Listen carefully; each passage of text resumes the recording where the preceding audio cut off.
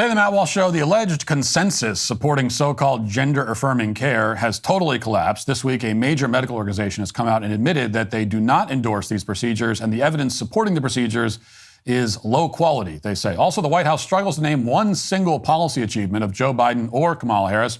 Tim Walz is finally forced to respond to the stolen valor allegations, and Colin Kaepernick announces that he still wishes to be enslaved by the NFL if only any team will take him at the age of 37. We'll talk about all that and more today on the Matt Walsh Show.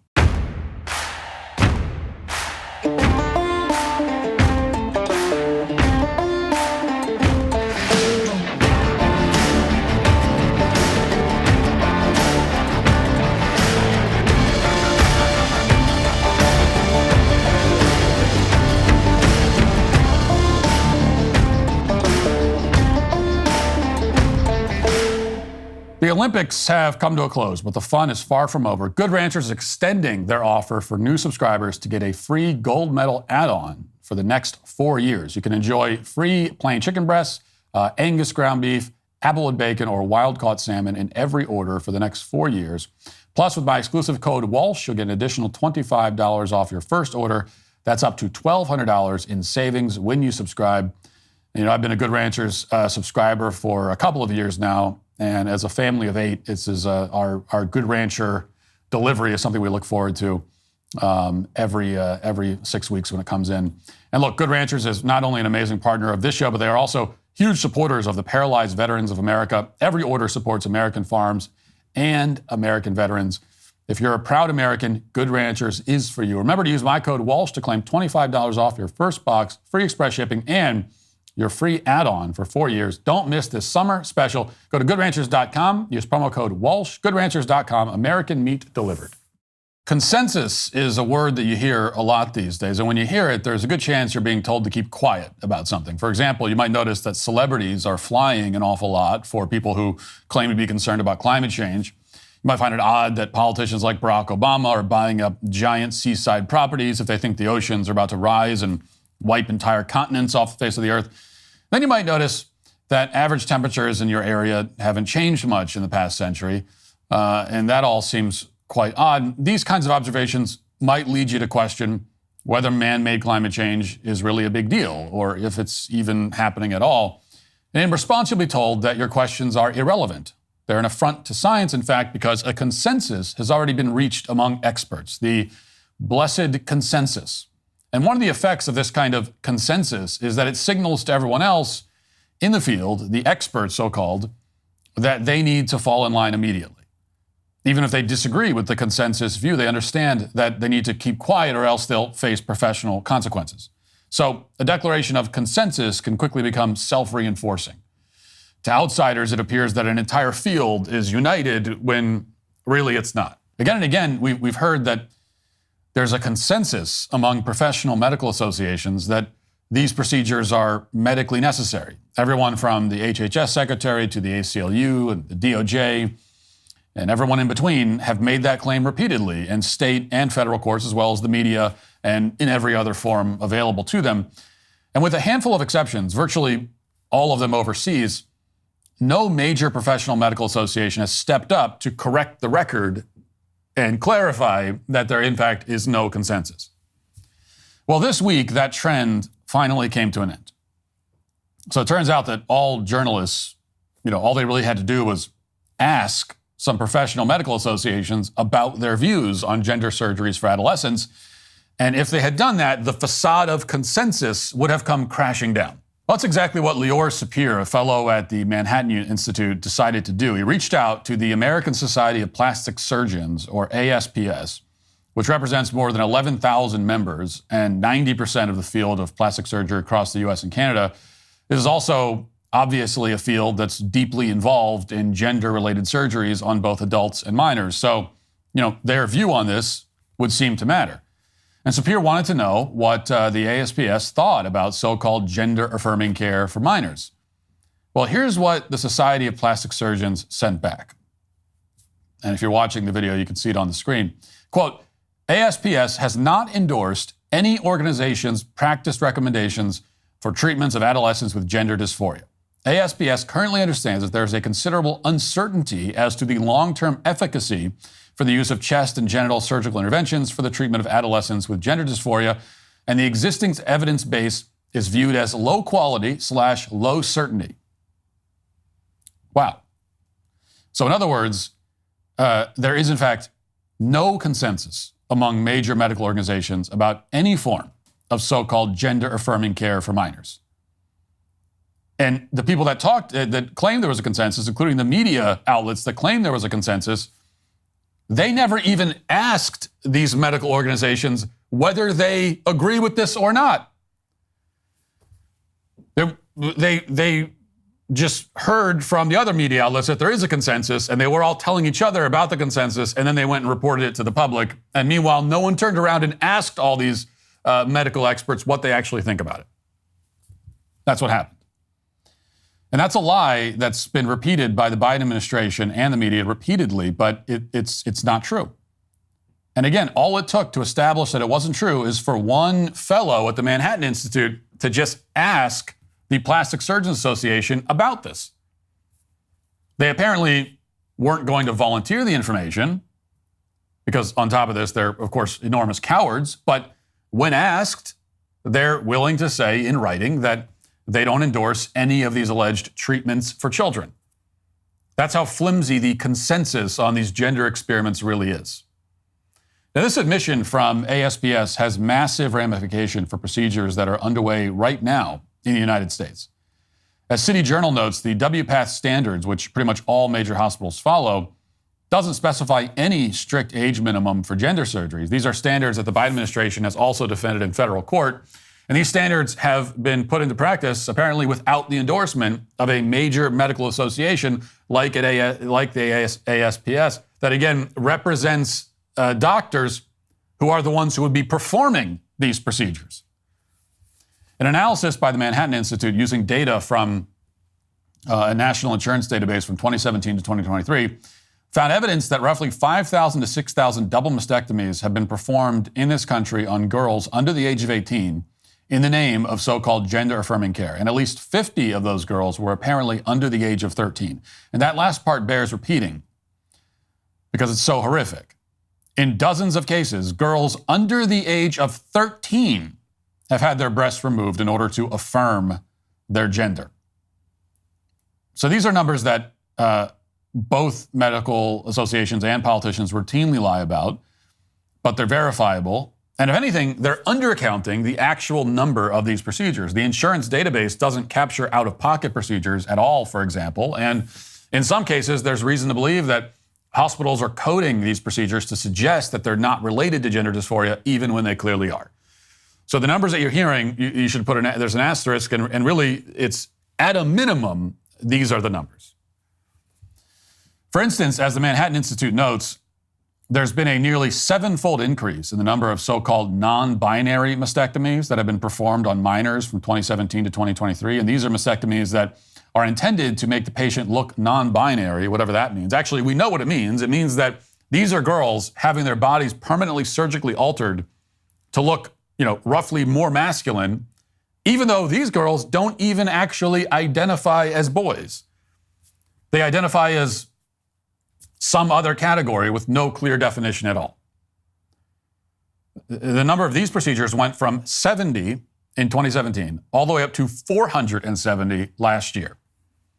And City Journal found that, quote, plastic surgeons who perform these procedures leverage the existing billing code for breast reduction, a practice some might argue amounts to insurance fraud. Now, based on this new revelation from ASPS, insurance fraud might be the least of these doctors' problems. These procedures could also potentially amount to massive jury verdicts and settlements for medical malpractice and even intentional fraud, which isn't covered by most providers' insurance policies. That's because consensus is actually a critical concept in medicine. If a doctor treats a patient and ends up harming the patient, it's still very hard to sue the doctor if he can demonstrate that he was following an established standard of care that everybody agrees on. But if the doctor goes rogue and disregards the view of major medical associations like, say, the ASPS, then there's potentially a lot more liability at play. As malpractice lawyer Kevin Keller told City Journal, medical providers could potentially be looking at more than $10 million in liability for each individual case involving these gender procedures, money they'd likely have to pay out of pocket. So this is an existential threat to this entire fraudulent industry. And it's a threat that's becoming much more pronounced lately. For several months now, there have been other signs that the house of cards that is gender-affirming care, quote unquote, is about to come crashing down. There was the Cass report to the National Health Service in England, which found that there's no good evidence justifying any common interventions concerning gender identity.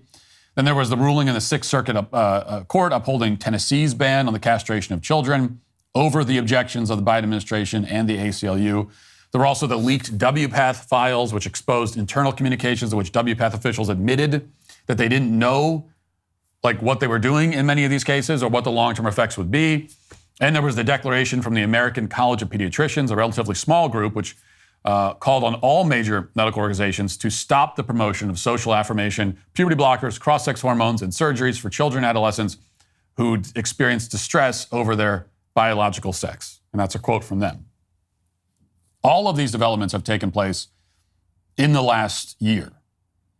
So that's how quickly the alleged consensus in this field of quote-unquote gender-affirming care has broken down. It's just completely shattered on the floor at this point.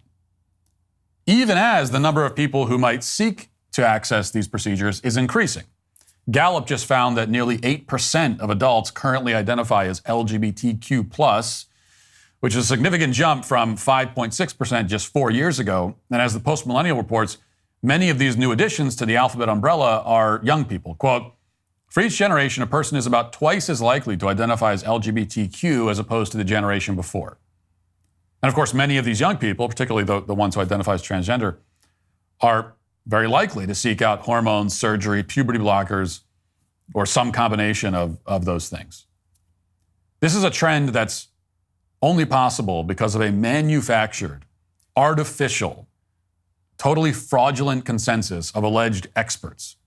It's a social contagion that is dependent on the silence of people who know better. And with the statement this week from the Plastic Surgeons Association, as unlikely as it was, any pretense of a consensus is now gone completely. It has been demolished as if it never existed, because it didn't. Now let's get to our 5 headlines.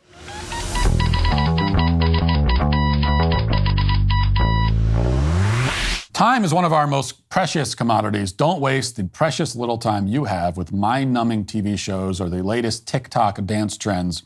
Instead, use that time to learn something new and inspiring with Hillsdale College. Hillsdale College offers more than 40 free online courses on subjects like the works of C.S. Lewis, the rise and fall of the Roman Republic, and the history of the Christian church.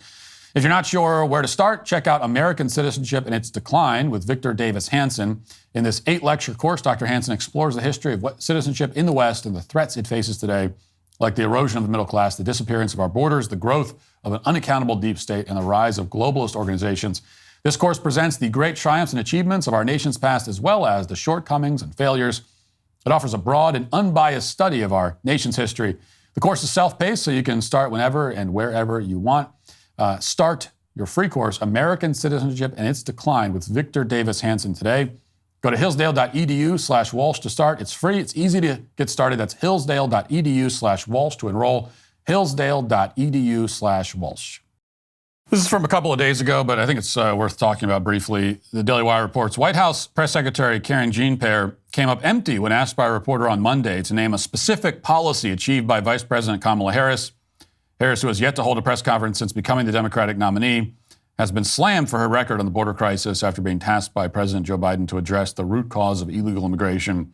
The vice president held numerous rallies over the past week, but has not put forward a campaign platform, even with the DNC just 1 week away. So Karine Jean-Pierre is asked, just what are some of her achievements, actual policy achievements? And here's how that exchange went. Listen. What does the president see as the vice president's biggest achievement during their time in office together? So look, because they've been partners, those achievements have been done, certainly those historic, unprecedented achievements have been done together. I'll say this, the president believes in the vice president leadership, her temperament, her experience, And he has said this himself. One of the proudest decisions that he made in 2020 was selecting her as vice president because he believed that she can go on day one. And you've seen them do that together on day one of this administration. That doesn't change. I'm not going to parse out anything from here. They have been partners. She's been a critical partner for this president for during this term, and will continue to do so. You will see them together on Thursday in Maryland, where they would talk about their next announcement on lowering costs for the American people. There's not a specific policy achievement. It's a comprehensive whole. I would say it's a comprehensive whole. So it's actually pretty incredible that the fact that she can't name any specific policy achievement at all, not even one. And this should not be a trick question. And the reporter who asked it wasn't even trying to trip her up. He even bails her out at the end. He says, so it's more of a comprehensive whole then, you would say. And she says, yeah, sure, comprehensive whole, right, yeah. So he didn't see this as an embarrassing question. He thought it was a softball. He was trying to serve her up something easy. And it is a softball, but she still whiffed on it because there are no policy achievements at all. So she's like, it's like a performance review with a lazy, redundant employee who just sits at his desk and stares at the wall all day. So you can ask, what have you been doing for the past 6 months on the job? Well, look, I'm not going to parse out all the things I do every day. It'd be impossible to describe every detail. I mean, there's so many details of so many things I've done. But I'm working, I'm laboring, exerting, toiling, if you will, doing my tasks, performing my duties, completing my assignments, working on my projects, working on my work. Been very productive, producing products, and that's Karine Jean-Pierre. I don't blame her for BSing. What other choice does she have? But she's also so bad at it, and yet she got the job anyway. And it still comes down to the fact that there are no policy achievements at all, even while the media tries to wildly overcompensate for this fact, for the fact that they haven't achieved anything. Wildly overcompensates by saying that not only has the Biden administration achieved things, but it is actually the most legislatively accomplished presidential administration in American history, potentially, or modern American history. The most accomplished administration in the last 100 years. You hear stuff like that. And if that were the case, then it should be pretty easy to say, okay, well, the most accomplished, well, can you just give me one or two? Just one. One would be good. And she can't do it. And Kamala Harris is not going to put herself in a position where she has to answer that question, which is why she has done no press conferences, done no real interviews where she's going to be asked real questions at all.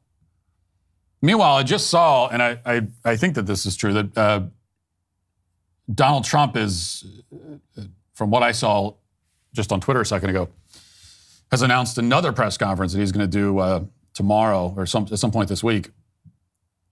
And he just did a press conference last week.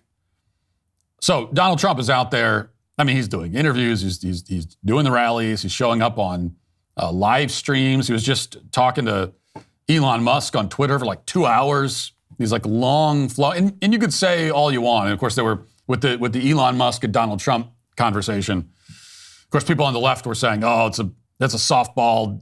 Elon Musk is on his side. They're ideologically aligned. Which is like, okay, so you mean literally every time a Democrat politician talks to anyone in the corporate media, so it's like that? And even so, even when you're talking to somebody ideologically aligned, 2 hours is a long time to have a conversation. I'd love to see Kamala Harris even pick the most friendly interviewer in the world. They're all friendly to you in the corporate media. And talk to them for 2 hours live. Because it doesn't matter how much they're on your side. It's just like over 2 hours, you can't avoid answering questions for 2 hours. So Trump has been doing that, and now I guess he has another press conference coming up. I'm probably in the minority among conservatives. I don't think that Trump should do any more press conferences. Like, why put yourself in a position where you're allowing a hostile press to take free shots at you if your opponent isn't doing any press conferences at all? Like, she's not going to do any, and you're going to do one a week. Why do it? Now, I understand you're drawing a contrast here, but the contrast has already been established. Like, it's pretty clear that Trump is willing to go out there and talk to people, and Kamala Harris isn't. There's no question. Like, that contrast, yes, absolutely. It has been very clearly illustrated to anyone who's willing to notice it. I don't think you have to keep doing the press conferences, though, and allow the media to just like keep taking shots at you like that if you're running against someone who's just going to hide away in her basement until it's time to get up and give prepared remarks at a rally. All right, Walz, Tim Walz finally sort of responded to the stolen valor charges. Here's what he said. Then in 2005, I felt the call of duty again, this time of being service to my country in the halls of Congress. My students inspired me to run for that office, and I was proud to make it to Washington. I was a member of the Veterans Affairs Committee and a champion of our men and women in uniform. I'm going to say it again as clearly as I can. I am damn proud of my service to this country.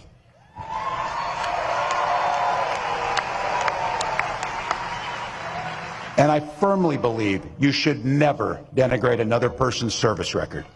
To anyone brave enough to put on that uniform for our great country, including my opponent, I just have a few simple words. Thank you for your service and sacrifice. This guy is such a snake. He's such a liar. I mean, he claims that his service record is being denigrated, which is that's like if I claimed that I was an astronaut who went to the moon and a real astronaut came by and said, no, you didn't. You've never been to space. You've never even seen a rocket ship in real life, much less been on one. You're a podcaster, not an astronaut. And then if I responded and said, well, how dare you? You should never denigrate a fellow astronaut. We're the part of the astronaut brotherhood. I would never talk about you that way. Well, yeah, I would never accuse, it wouldn't make sense for me to accuse you of not being an astronaut because you are. But I'm not. That's the point. So they're not denigrating Tim Walz and his record as a combat veteran. The point is he doesn't have that record.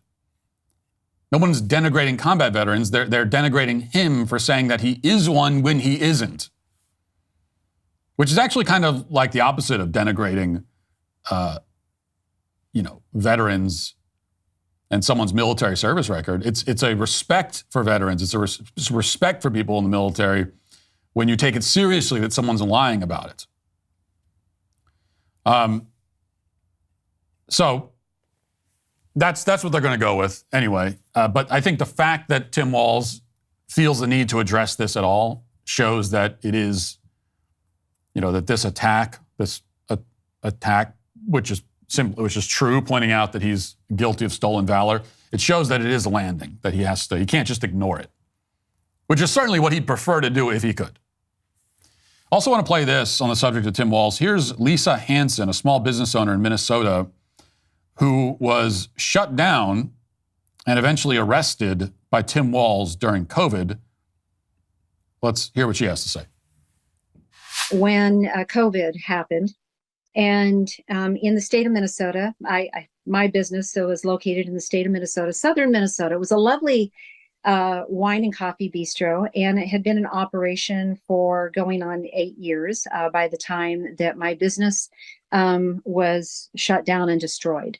And when I say it was destroyed, I'm speaking of the being shuttered and not being able to survive that because of what Governor Tim Walz and Attorney General Keith Ellison did to me and to my business, as well as our employees. And so what happened is with the first shutdown, we didn't really know what to do, what was going on, and we did comply. And I hate to say that, looking back at everything I've stood for, but we did comply because we didn't know what else to do. He never fully opened up the state, to point this out. Who did he shut down? Governor Walz shut down only some of the businesses. The essential businesses got to stay open. So I guess that means that we were a non-essential business, but so he shut down bars, restaurants, gyms, dance studios, hair salons, etc. Who did he not shut down? Who were the essential business owners?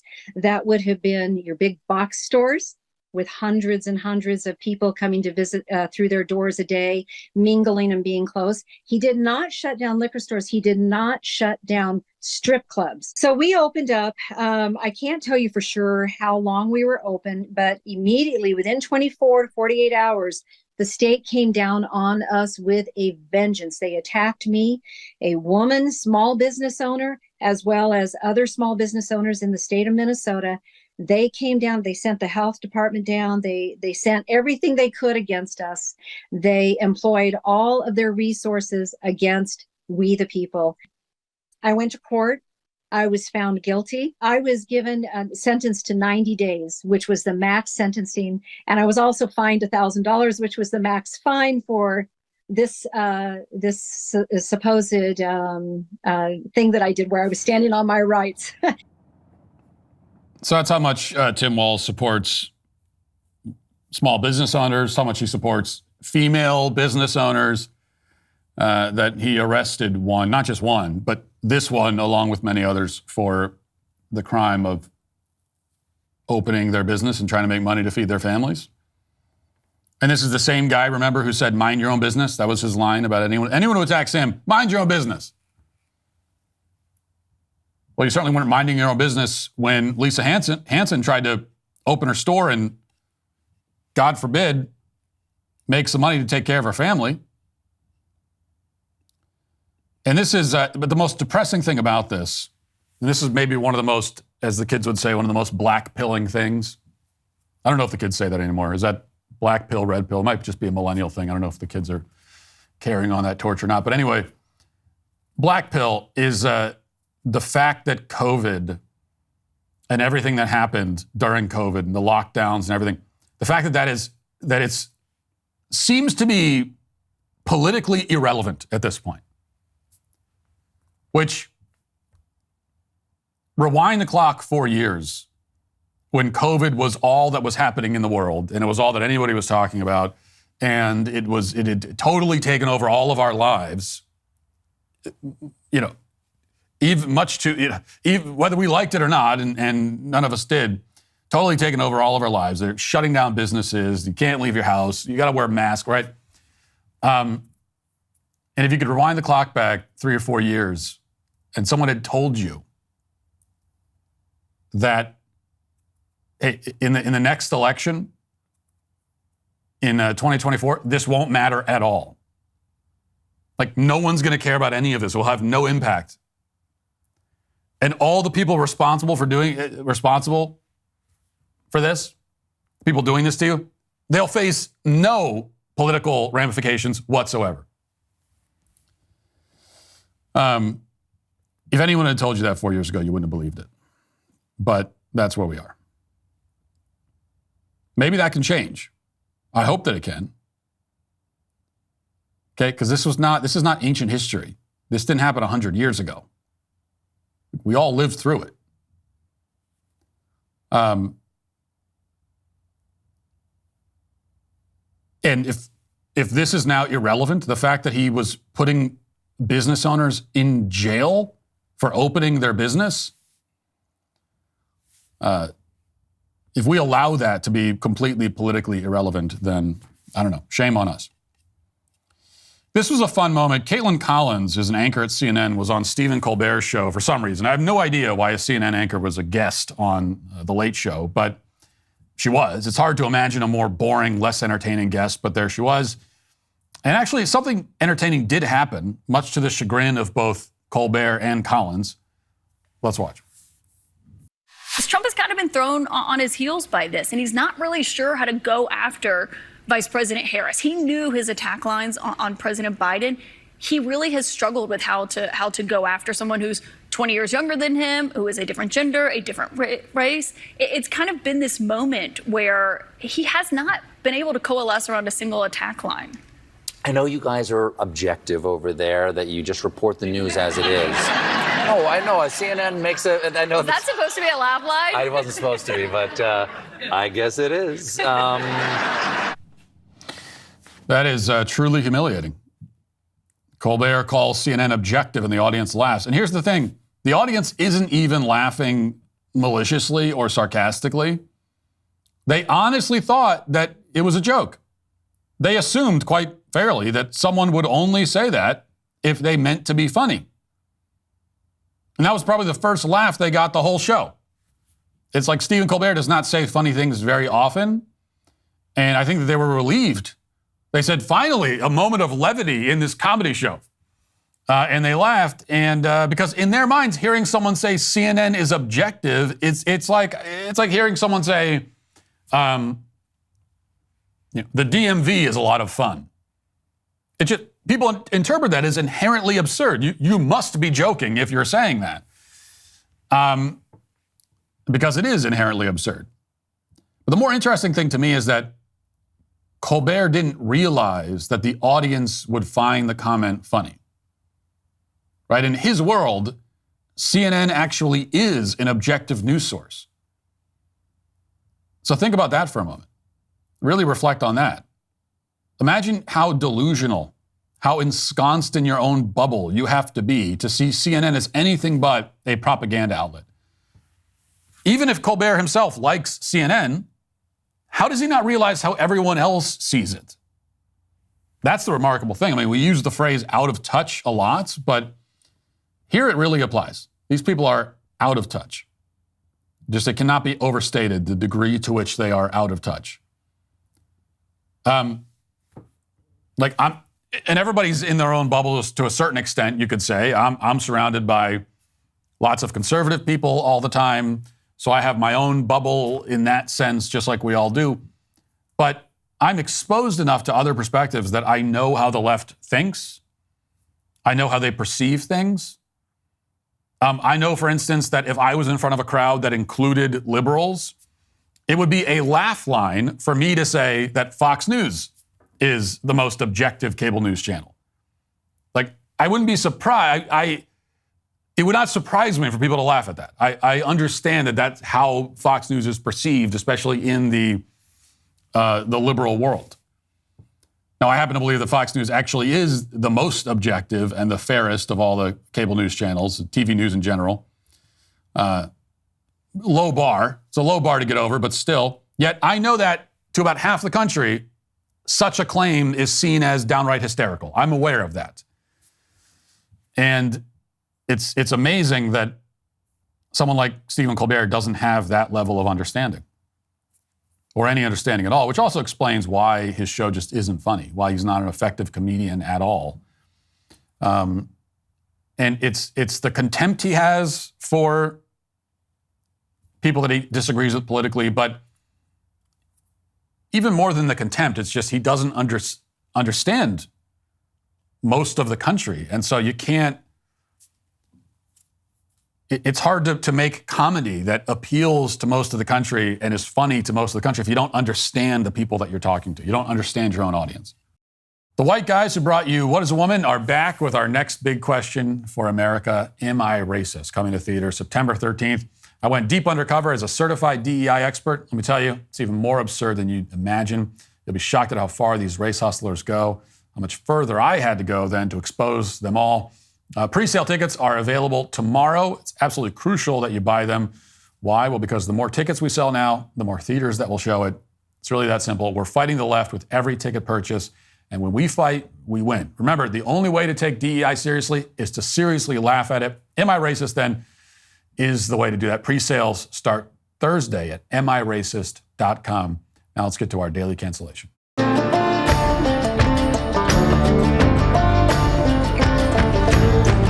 When we last heard from Colin Kaepernick, he was publicly throwing his adoptive parents under the bus for being white and therefore racist. He was also appearing in videos that directly compared playing in the NFL to slavery, only to turn around and beg NFL teams to hire him just a few months later. This is one of those side-by-side clips that it's worth rewatching for a couple of reasons. One of them is that it's hilarious and never gets old. The other is that like everybody else in the country, you've probably forgotten all about this clip because you've wiped everything related to Colin Kaepernick from memory. So just to refresh our memories, here's a little side-by-side comparison clip. Let's watch it. They don't want you to understand is what's being established is a power dynamic. Before they put you on the field, teams poke, prod, and examine you, searching for any defect that might affect your performance. No boundary respected, no dignity left intact.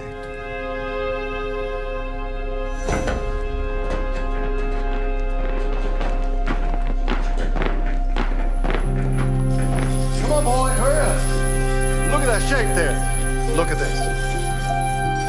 Mr. Favre, I got your bid. 30, James, 30 to you. 100. So, next one coming up, best one we got. 500. 600. Look at this here. Come on, who wants this? 700. There we go now. Look, no.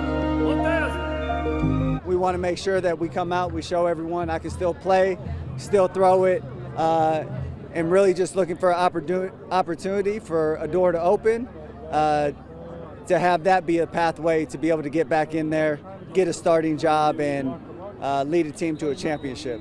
And that's your message right there. But if there's an NFL scout, any member of an NFL organization watching you today, what is your message directly to them after the years that you have been off the field? What is your message to NFL teams? That I can help make you a better team. I can help you win games. Look, we're really just out here trying to become slaves. Really just looking to be a slave. And listen, my message to teams out there is I want to be your slave. I want to be. You can enslave me.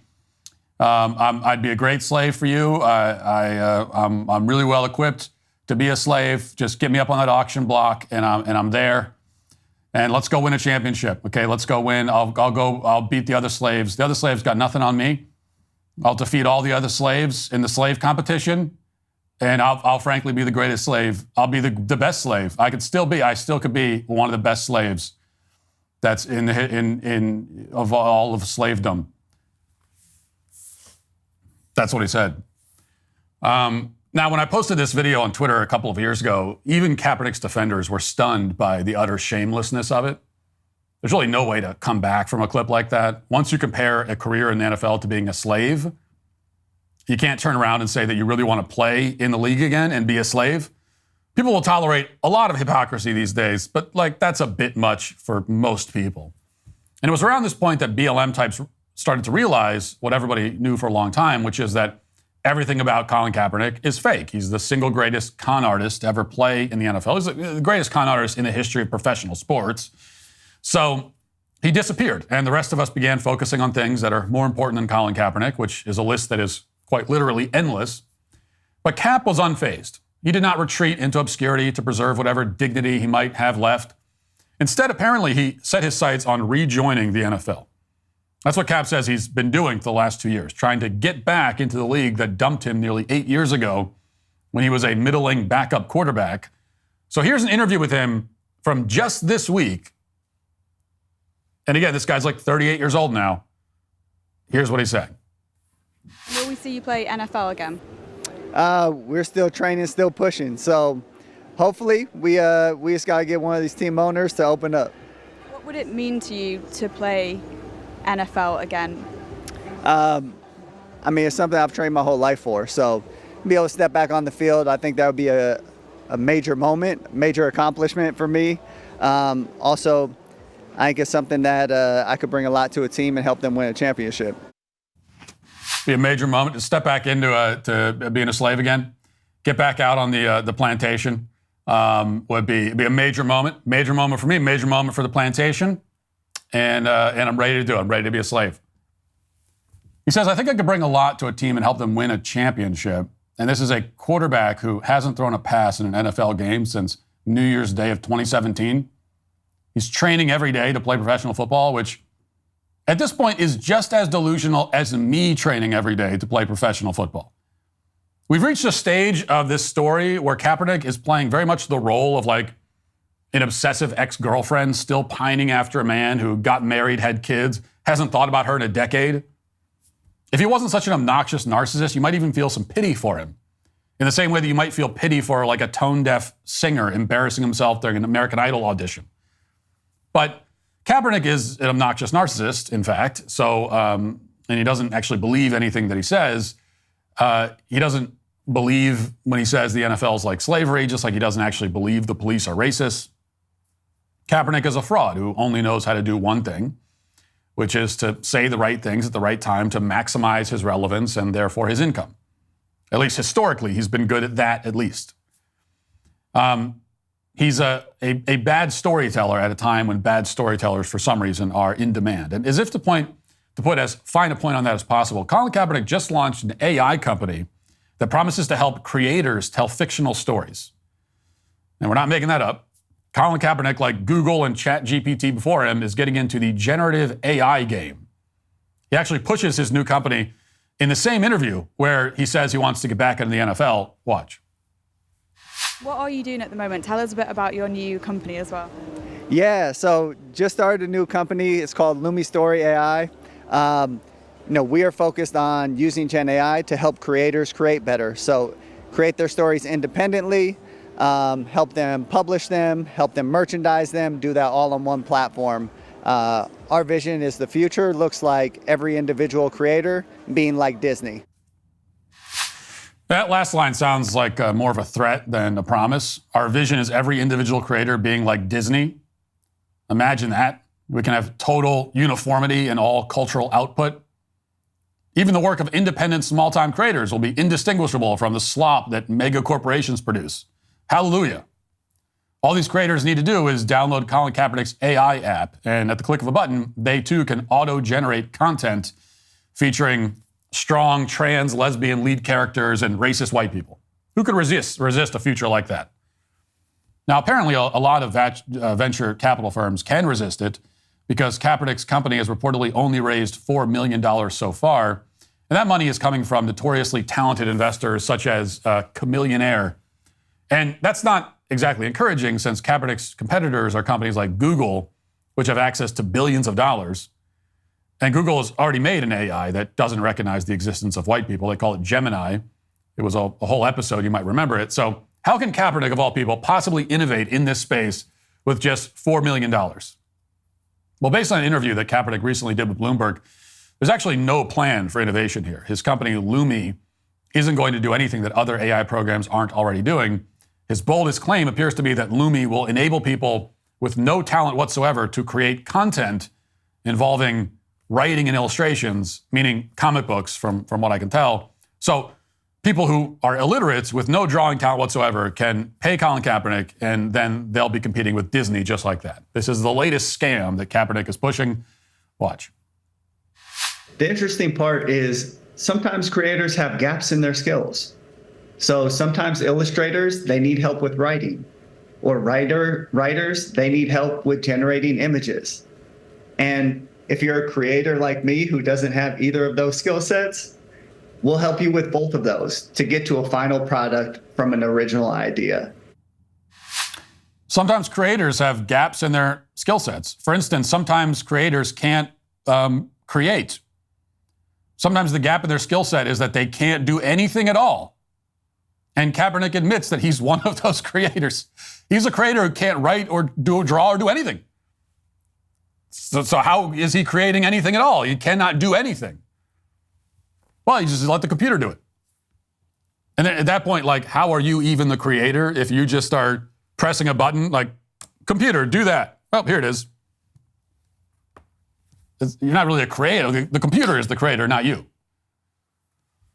Anyway, so just like Colin Kaepernick, you too can profit from being a complete talentless hack. You can make millions of dollars without having any skills whatsoever. That's the official sales pitch for Lumi, direct from the guy who founded the company and who now says that at 37 years old, I think, he can take an NFL team to the Super Bowl. Speaking of Kaepernick's NFL plans, I listened to the whole interview, and strangely enough, there's no discussion of what happens to Lumi as a company if Colin Kaepernick somehow manages to rejoin the NFL. Wouldn't that be a big problem if the company's founder gets picked up and makes a run for the Super Bowl? Seems like a material issue for potential investors to consider, but nobody cares because everyone, including Kaepernick, knows that that's not going to happen. He will never play in the NFL again, and he knows that, but he can't stop himself from lying about it. And that's unfortunate by itself, but the bigger problem for Kaepernick is that his faux victimization grift seems to be drying up. That's why he's reduced to shilling for AI companies like every other talentless con artist in the Bay Area. And, that might be a positive sign for the rest of us. Kaepernick chose to be a racial martyr instead of having the long and profitable career of a second-string NFL bench rider that he could have had. For a while, it was looking like he made a smart business decision. Book deals, Netflix shows, etc. came pouring in, but that doesn't last forever. And now Kaepernick is a middle-aged man with nowhere to go. He's telling a story about returning to the NFL that's so unbelievable, so trite, so derivative that his AI program might as well have come up with it. And that is why, thankfully, he will never again be relevant. And that is also why Colin Kaepernick is today, not for the first time, but hopefully for the last, canceled. That'll do it for the show today. Thanks for watching. Thanks for listening. Have a great day. Godspeed.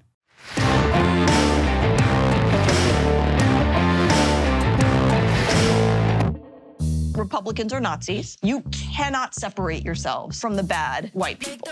Growing up, I never thought much about race. It never really seemed to matter that much, at least not to me. Am I racist? I would really appreciate it if you left. I'm trying to learn. I'm on this journey. If I'm going to sort this out, I need to go deeper undercover.